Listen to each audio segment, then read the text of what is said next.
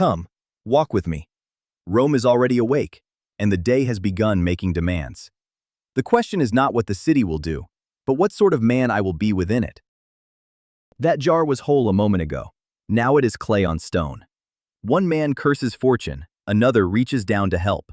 The broken jar belongs to neither man's control. Their judgment does. We do not choose every event that meets us. We choose what we bring to it. He has named a price fit for an emperor. I felt the answer rise before I chose it. That first impression is not yet a command. Give it a moment. Examine it. Then answer as the man you mean to be, or buy your bread elsewhere. I live above a dyer, beside a baker, and across from a family that appears to own 12 children and one very unhappy goose. People imagine Rome as marble temples and triumphal arches. Those exist. But most of us wake to smoke, carts, arguments, chamber pots, and walls thin enough to hear our neighbors dream. This is where philosophy is tested. Calm in a quiet garden is pleasant. Calm beside a broken wheel before sunrise is useful. Every morning, men gather outside the homes of patrons. They offer greetings, loyalty, and attention. In return, they hope for favors, introductions, or coins. Watch their faces when the door opens. Each is silently asking, "Does he see me? Am I important today?" I know this hunger because I have felt it. Philosophy does not erase the craving for approval. It teaches us to notice it, question it, and decide whether it deserves obedience. If another man's attention can raise your value, his neglect can destroy it. That is a dangerous account to place in someone else's hands. There. The forum. Cases will be argued, contracts signed, and reputations built or ruined before midday. Most people entering believe the important events are waiting for them inside. The Stoic knows the important event has already begun. It is the moment between what happens and what you decide it means. The cart that blocks you. The bread seller who tests you. The powerful man who looks through you. None determines your character. Each reveals it. The merchant assures me these are the finest olives from Hispania. His scale offers a less impressive testimony. Justice asks something of me here. I can refuse the purchase. I can warn the next customer.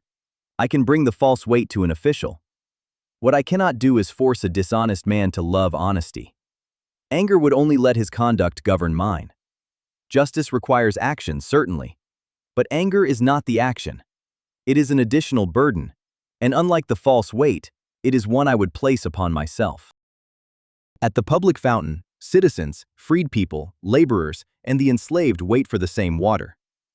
Rome has a precise rank for everyone. Nature is less impressed. We thirst in the same way. We fear loss in the same way. We all imagine our private troubles are uniquely unbearable. A title may determine who enters a doorway first. It cannot make one man's pain more human than another's. Philosophy that remains in a scroll is decoration. If I can quote Chrysippus and still shove an old woman aside for water, I have learned the words and missed the lesson. Under these porticos, every voice arrives with a different account of justice. A creditor remembers the promise. A debtor remembers the bad harvest. A widow remembers what was said before witnesses who are now conveniently uncertain. Each may be sincere. None sees the whole. This is why judgment should be slower than outrage. We are quick to turn the fragment in our hand into the entire world. A Stoic is not forbidden to decide. He is required to examine. What do I know? What have I assumed?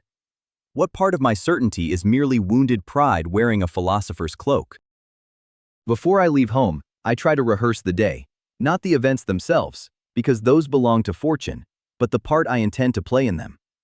Someone will be impatient. Something promised may not arrive. A plan will meet a locked door. I remind myself that surprise makes every irritation feel like an injustice. Preparation makes it practice. Then I divide the matter. My judgment, purpose, words, and conduct are mine. The weather, another man's temper, the crowd, the delay, and the verdict are not. This is not surrender, it is aim. An archer controls his training, his stance, and the release. Once the arrow flies, the wind also has a vote. You may imagine I speak this way because calm comes naturally to me. It does not. When I was younger, I thought anger proved I had strength. I mistook the last word for victory and another man's humiliation for justice. The scar above my eye is not a philosopher's mark.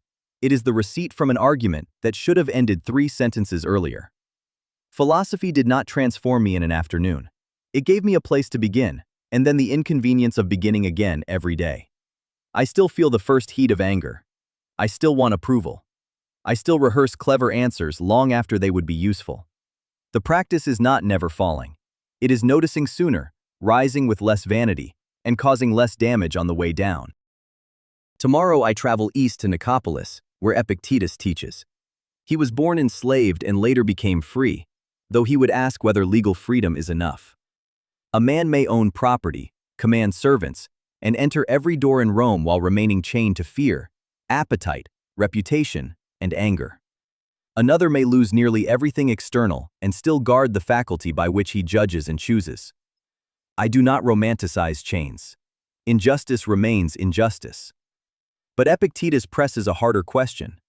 When the world has taken what it can take, what have you surrendered willingly? I have read his teaching. Reading is safe.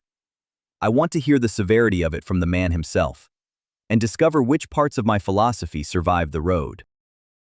People sometimes ask why anyone needs philosophy for an ordinary day. An ordinary day is exactly what life is made of. The jar breaks. The loaf costs too much. The wheel comes loose. A powerful man fails to notice us. None of these is catastrophe, and that is precisely why they matter. We train now because catastrophe does not send a tutor ahead of it. If I cannot meet inconvenience with reason, I will not suddenly become wise when real loss arrives. Begin with the street below your window. Begin with the next delay, the next insult, the next desire to be admired. Ask what belongs to you. Choose the useful action. Release the remainder. Then expect to practice again tomorrow. Philosophy is not an answer we display. It is a way of meeting the next moment before it becomes the last one.